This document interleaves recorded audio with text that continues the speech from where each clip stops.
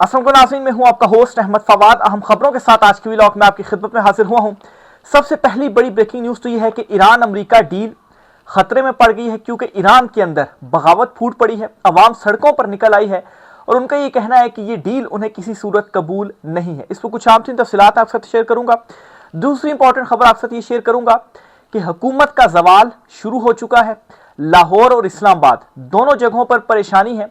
मोहसिन नकवी का नाम अचानक से लिया जाने लग पड़ा है कि वो नए वज़ीर आज़म होंगे। उनका नाम क्यों लिया जा रहा है, कौमी हुकूमत के हवाले से क्या कुछ चीज़ें डिस्कस हो रही हैं, इस पर अहम तीन तफसीलात आपके साथ शेयर करूंगा। फिर साथ साथ आपको ये खबर भी दूंगा कि कश्मीर में जो एक्शन कमेटी थी, अवामी एक्शन कमेटी, उनके खिलाफ रात गए क्रैकडाउन हुआ है और बिल आखिर जी हुकूमत ने यह फैसला कर लिया है कि हम ताकत से ही इसको कुचलेंगे। बहरहाल कश्मीरी अभी भी उनका जो एहतजाज है वो कंटिन्यू है। इस पर भी कुछ अहम तीन लेटेस्ट डिटेल्स हैं, वो भी आपके साथ शेयर करूंगा। आखिर में आपको ये बताऊंगा कि अमरीकी सदर ट्रंप की जानिब से जो कुछ दावे किए गए थे कि इतवार वाले दिन दस्तखत होंगे डील पर, तो ईरानी फौजी जनरल्स की जानिब से इन दावों को मुस्तरद करते हुए कह दिया गया है कि इतवार वाले दिन साइन नहीं होंगे डील पर। और दूसरी तरफ मुजाहरे और बगावत फूट पड़ी है, इस पर भी कुछ आम तीन तफसीलात है, वो भी आज की व्लॉग में आपके साथ शेयर करूंगा। सबसे पहले तो ये पहली बड़ी ब्रेकिंग न्यूज़ आपको बताता चलूं कि अमन डील जो ईरान और अमेरिका के दरमियान होने जा रही है, सिर्फ दस्तखत रहते हैं, बाकी जो मामलात वगैरह हैं बज़ाहिर ऐसा लगता है कि वो तय कर लिए गए हैं। ये डील खतरे में पड़ गई है और इसकी जो रीज़न है वो ये है कि ईरान में बगावत फूट पड़ी है और अवाम अस खुद सड़कों पर निकल आई है और अब्बास अरागची और बाकिर कालिबाफ इनके अगेंस्ट अवाम प्रोटेस्ट कर रही है। अब्बास अरागची इन मुज़ाकरात में एक तो फ्रंट पर जाहिर सी बात वही है, सिग्नेचर के हवाले से भी जो ट्वीट थी पहली मरतबा उन्हीं की जानिब से सामने आई ईरान की तरफ से। इससे पहले ट्रंप तो कह रहा था कि डील हो रही है, लेकिन उसकी बातों पर किसी को एतमाद नहीं था, लेकिन ईरान की तरफ से डील की कंफर्मेशन करना तो इसका मतलब यह है कि वाकई डील हो रही है। तो अब्बास अरागची के खिलाफ स्पेशली जो ये मुजाहरे हैं वो फूट पड़े हैं, अवाम सड़कों पर आ गई है। अवाम का क्या कहना है? ईरानी अवाम ये कहती है कि हमने इतनी सारी कुर्बानियां इसलिए नहीं दी हैं कि एंड में हम अमेरिका के साथ जो है वो कोई जो डील है वो कर लें। कोई डील नहीं होगी, ईरानी अवाम का ये कहना है। और ईरानी अवाम का ये भी मुतालबा है कि हम एटम बम बनाएंगे और हम एटमी ताकत बनेंगे, क्योंकि अमेरिका की ये वाज़ेह शर्त थी जी कि अफजूदा यूरेनियम के हवाले से कि आपको हम जोहरी हथियार हासिल नहीं करने देंगे, आप वो नहीं कर सकते। तो ईरानी अवाम सड़कों पर आ गई है। तो उनका ये कहना है कि हमें डील मंजूर नहीं है और हम जो हैं वो एटमी हथियार हासिल करेंगे, एटम बम जो है वो हम बनाएंगे। ये एक बड़ी जो बगावत है ना वो फूट पड़ी है। अब नाज़रीन इसको दो तरह से देखा जा रहा है। एक तो इसको इस अंदाज में देखा जा रहा है कि वाकई में जो अवाम है ना वो बाहर निकली है, अस खुद ही निकली है और उन्होंने ये जो एहतजाज है वो किया है। दूसरा इसको इस एंगल से देखा जा रहा है कि ये ईरानी हुकूमत की जानिब से सपोर्टेड था या उनका स्पॉन्सर्ड एहतजाज था, उन्होंने खुद ये जो एहतजाज था वो करवाया। इसकी जो रीज़न है वो क्या है? एक तो रीज़न ये बताई जा रही है कि अवाम का ये कहना है कि सुप्रीम लीडर का जो फैसला होगा वो हमें कबूल होगा। ज़ाहिर सी बात है सुप्रीम लीडर से पूछे बगैर तो डील नहीं हो सकती ना, तो फिर अवाम क्यों नहीं एक्सेप्ट कर रही। और दूसरे नंबर पर ये कि ये ईरानी हुकूमत के स्पॉन्सर्ड इसलिए हैं क्योंकि ईरानी हुकूमत इनके ज़रिए अमेरिका के ऊपर मज़ीद दबाव डालना चाहती है और दबाव डालकर ट्रंप से मज़ीद जो रियायतें हैं वो हासिल करना चाहती है और उनके सामने बयानियाँ ये बनाना चाहती है कि देखिए अवाम तो निकल आई है, हम तो चलें फिर कुछ ना कुछ चीज़ों के ऊपर एग्री हो रहे थे, डील कर रहे थे, तो आप हमें ये मज़ीद रियायतें दें ताकि हम उस बगावत को जो है वो फिर हम संभाल सकें। अदरवाइज़ तो अवाम ने ये नारा लगा दिया है कि हम एटमी बम बनाएंगे, फिर जो आपकी पीस डील है ना ये ख़तरे में पड़ जाएगी। तो इन दो एंगल्स के ऊपर इस वक्त डिस्कस किया जा रहा है और दूसरे एंगल को ज़्यादा जो है वो सपोर्ट मिल रही है कि ईरानी हुकूमत का ये स्पॉन्सर्ड होगा।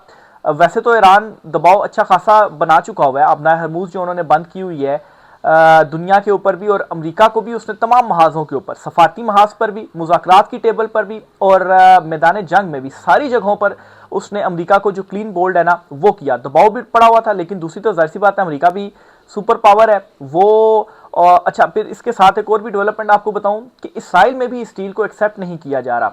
मुख्तलिफ मीडिया आउटलेट्स आप देख लें, इसराइल में जितने भी उनके अखबारात हैं, टीवी चैनल्स हैं, इस डील के अगेंस्ट जो बात है वो की जा रही है, और वो ये कह रहे हैं कि अमेरिका चाहे डील करे या ना करे जो भी है, लेकिन हम इस डील को एक्सेप्ट नहीं करेंगे। तो अगर इसराइल एक्सेप्ट नहीं करता तो फिर वो जो लबनान वाली शर्त है वो कैसे ईरान की पूरी होगी कि जो सीज फायर और जो जंग बंदी है वो तमाम महाजों पर होगी, यानी कि लबनान में भी होगी। तो इसलिए जी जो ये बगावत फूटी है और अब्बास अराक्ची के अगेंस्ट जो प्रोटेस्ट हो रहे हैं, जो नारेबाजी हो रही है, इवन के ईरानी पार्लियामेंट में जो अपोजिशन में कुछ उनके रहनुमा मौजूद हैं, वो रहनुमा भी ये बात कर रहे हैं और इस बयानिए को पर जोर दे रहे हैं कि अमेरिका काबिल एतमाद नहीं है, उसने पहले भी हमें धोखा दिया है और अब भी वो डील के नाम पर धोखा दे रहा है, उस पर हम एतमाद नहीं कर सकते हैं। हो सकता है कि और अमेरिका ने ये किया भी है कि मुज़ाकरात के दौरान जब वो चाहता है हमारे ऊपर जो हमले हैं ना वो कर देता है। तो ये बयानिया भी ईरान के अंदर जोर पकड़ता जा रहा है। दूसरी इंपॉर्टेंट खबर ये है कि कश्मीर जो अवामी एक्शन कमेटी थी, इन पर जी क्रैकडाउन की खबर सामने आई है और डिटेल से सामने आ रही है कि फजर के बाद का वक्त था, उस टाइम पर जैसी बात है वो वक्त ऐसा होता है कि एक तो कश्मीर में सर्दी वगैरह भी होती है, तो लोग ज़रा थोड़े वापस चले जाते हैं, जो तादाद है वो कम होती है अमूमी तौर के ऊपर। तो उस दौरान जो क्रैकडाउन है ना जी वो हुआ। ऑलरेडी जो कुछ हुकूमत के हम ख्याल साफ़ी हैं वो ट्वीटें करके ये बता रहे थे कि रात को क्रैकडाउन होगा अवामी एक्शन कमेटी के ऊपर। तो बहरहाल वो क्रैकडाउन हुआ। कुछ गिरफ्तारियों की भी इतलात सामने आ रही हैं और कुछ अफराद के ज़ख्मी होने की भी इतलात सामने आ रही, लेकिन इनकी कन्फर्मेशन इसलिए नहीं है क्योंकि इंटरनेट बंद है कश्मीर में। कोई जो खबर है वो उस तरह से सामने मतलब है कि कंफर्म होकर उस तरह सामने नहीं आ रही, लेकिन ये जो इतलात हैं वो मौजूद हैं। बहरहाल जी एक खबर है कि इस क्रैकडाउन के बावजूद नाकामी हुई है। कश्मीर अवामी एक्शन कमेटी जो है उनका जो एहतजाज है वो बदस्तूर जारी है, बड़ी तादाद में वो बैठे हुए हैं। अब देखें, और दूसरी तरफ हुकूमत जो है उन्होंने क्रैकडाउन करने के बाद और उसके बाद ख्वाजा आसिफ की एक ट्वीट आपके साथ में शेयर करूंगा, इन दो चीज़ों ने ये क्लियर कर दिया है कि वो उनके साथ सुलह सफाई नहीं बल्कि ताकत की जोर पर ही इस अवामी एक्शन कमेटी को जो है वो पीछे धकेलना चाहते हैं और ये एहतजाज ख़त्म करवाना चाहते हैं। लेकिन ये एहतजाज दर्द सर ज़रूर बना हुआ है हुकूमत के लिए। ख्वाजा आसिफ जो कि डिफेंस मिनिस्टर हैं वो क्या कहते हैं, वो ये कहते हैं कि बातचीत की इब्तिदा रियासत से वफादारी और मुकम्मल अतात से होती है। आज़ाद कश्मीर के कुछ बहके हुए भाई जो आजकल किसी एजेंडे पर चल रहे हैं वो आईने पाकिस्तान के आर्टिकल 5 को ज़रूर पढ़ें जो रियासत से गैर मुतज़लज़ल वफादारी का तकाजा है। अब जी ये ख्वाजा आसिफ ने जो ट्वीट है ना वो की है। अब कल जो वज़ीर-ए-आज़म आज़ाद कश्मीर है राठौड़ साहब, उन्होंने भी एक स्टेटमेंट दी और ख्वाजा आसिफ की भी ये स्टेटमेंट आ गई। इसमें एक तो इस बात के ऊपर ये जोर दे रहे हैं कि एहतजाज ख़त्म किया जाए और दूसरा वो ये बात क्लियर कर रहे हैं, इवन के वज़ीर कानून जो हैं आज़म नज़ीर तारड़, उन्होंने भी पार्लियामेंट में खड़े होकर स्टेटमेंट दी और इन तीनों बयानात के बाद ये चीज़ जो है वो सामने आती है कि इस अवामी एक्शन कमेटी से ताकत के बलबूते के ऊपर या ताकत के जोर के ऊपर निमटा जो है वो जाएगा और इनसे ये कहा जा रहा है कि आप अपना जो एहतजाज है ना वो ख़त्म करें। तो एक तो इसका मतलब ये है कि ये एहतजाज दर्द सर बना हुआ है और इनके लिए मुसीबत क्रिएट कर रहा है, परेशानी है, इसलिए चाहते हैं कि एहतजाज ख़त्म हो। लेकिन दूसरी तरफ इनमें गुस्सा भी है कि नहीं अब हम इनको जो है वो छोड़ेंगे नहीं। इवन के कश्मीर की जो अवामी एक्शन कमेटी के रहनुमा हैं उनके ऊपर मुकदमे वगैरह, उनकी गिरफ्तारियों के लिए छापे भी जो है वो मारे जा रहे हैं, तो ताकत के जोर के ऊपर ही इनसे निपटा जो है वो जाएगा। बहरहाल अभी ये जो पहला काम किया गया, जो क्रैकडाउन किया गया, ये नाकाम ही हुआ है और जो एहतजाज है उसे डिस्पर्स नहीं कर सके, एहतजाज ख़त्म नहीं कर सके और अभी भी जो एहतजाज है वो अवामी एक्शन कमेटी कर रही है, जो कश्मीर की अवाम है वो एहतजाज जो है वो कर रही है। अच्छा, एक मैं ईरान अमेरिका के हवाले से स्टेटमेंट जो है वो आपको अपडेट करता चलूँ कि ईरानी जो फ़ौज है उन्होंने भी बड़ी इंपॉर्टेंट स्टेटमेंट दी है। जो दस्तखत के हवाले से स्टेटमेंट दी थी ना ट्रंप ने कि इतवार वाले दिन दस्तखत होने जा रहे हैं, इसके जवाब में ईरानी फ़ौजी जनरल्स जो हैं उनकी जानिब से स्टेटमेंट दी गई है। उन्होंने ये कहा है जी कि अमरीकी सदर जो हैं, मैं ये ज़रा देख लूँ,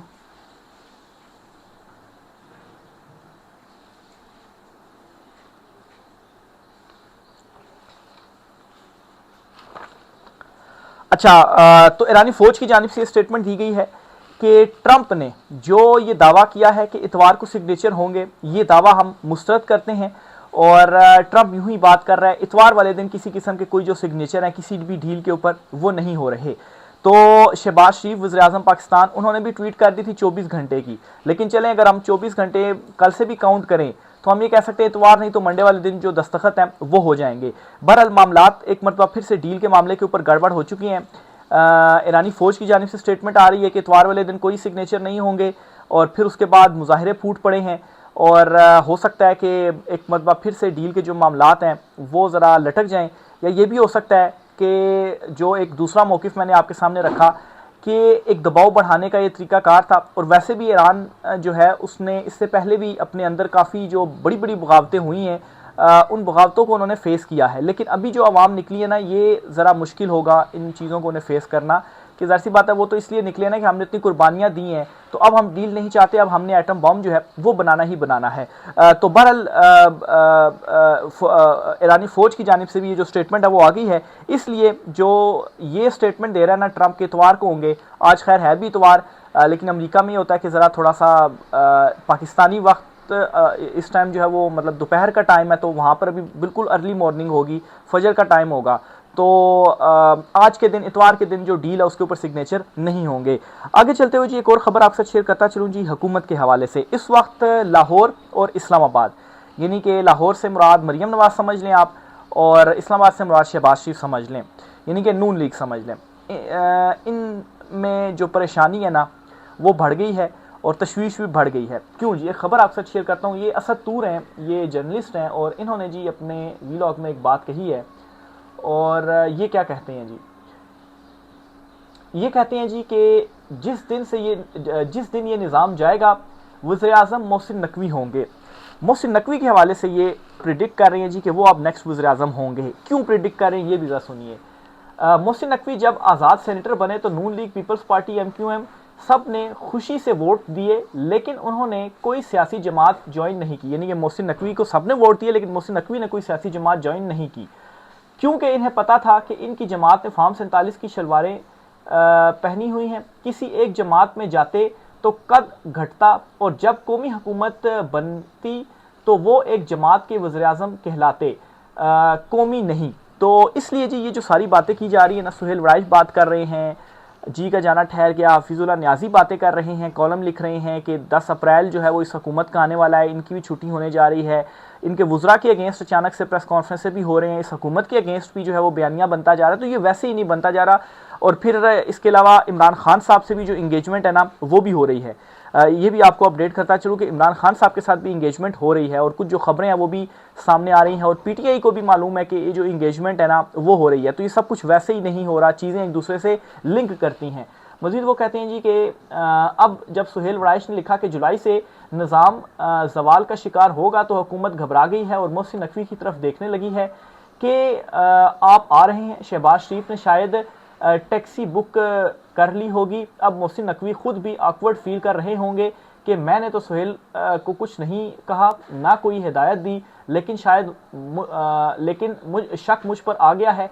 तभी मोहसिन नकवी ने कहा कि सुहेल साहब की रिटायरमेंट की उम्र हो गई है, दोनों गहरे दोस्त हैं, बीच में कभी नाराज़गी भी हो जाती है।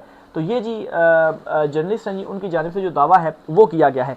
इसी तरह से सुहेल वराइश ने भी एक और जो स्टेटमेंट है ना वो दी है। वो क्या कहते हैं, सुहेल वराइश साहब कहते हैं कि तहरीक इंसाफ की हुकूमत में 100 खराबियाँ होंगी, मगर खुद इमरान खान हर हफ्ते जलसों से खिताब करते थे। यानी कि अब अचानक से सुहेल वराइश तारीफ़ें उन्होंने शुरू कर दी हैं इमरान खान साहब की। तो पहले वो कॉलम लिखते हैं, जी का जाना ठहर गया, इस हुकूमत को घर भिजवाते हैं, फिर उसके बाद मोहसिन नकवी के हवाले से प्रिडिक्ट किया जाता है वो वज़ीर-ए-आज़म होंगे जो कौमी हुकूमत बनेगी। फिर अचानक से सुहेल वराइश जो है वो दोबारा से इमरान खान साहब की जो तारीफ़ें हैं वो कर रहे हैं। तो ये चीज़ें वैसे ही नहीं हो रही। और फिर उसके बाद ये खबर आना कि इमरान खान साहब के साथ इंगेजमेंट हो रही है। इमरान खान साहब को डयाला जेल से भी बाहर निकाला गया, और इसलिए निकाला गया कि उनकी कोई इंपॉर्टेंट जो शख्सियत है उनसे मुलाकात होनी थी। मज़ीद सुहेल वराइश कहते हैं जी कि अपने मुखालफों को भी इंटरव्यूज़ देते थे और हर फोरम पर अपने बयानिए को पेश करते थे। उनके दौर में हर वजारत का एक तर्जुमान था। आज़ाद मीडिया के लिए इमरान खान की ज़्यादतियाँ एक तरफ, लेकिन इन्हें मीडिया की अहमियत का मुकम्मल एहसास था और वो पूरी जिम्मेदारी और तवज्जो से इसको तरजीह देते थे। तो अब जी सुहेल वराइश जो हैं वो अचानक से इमरान खान साहब की जो पॉलिसियां हैं उनकी तारीफ़ करने लग पड़े हैं कि इमरान खान साहब तो ये काम करते थे। और जाहिर सी बात है इमरान खान साहब अगर ये काम करते थे तो क्रिटिसिज्म किसके ऊपर कर रहे हैं, मौजूदा ये जो चुनती हुई हुकूमत है इसके ऊपर कर रहे हैं। तो बहरहाल देखें जी इशारे तो यही बता रहे हैं कि जी का जाना ठहर चुका है। इस वाले से मजीद जो भी चीज़ें होती हैं आपसे शेयर करते रहेंगे। राय का साथ कमेंट बॉक्स में कीजिएगा। आज की व्लॉग से इतना ही, इजाज़त दीजिए, अल्लाह हाफिज़।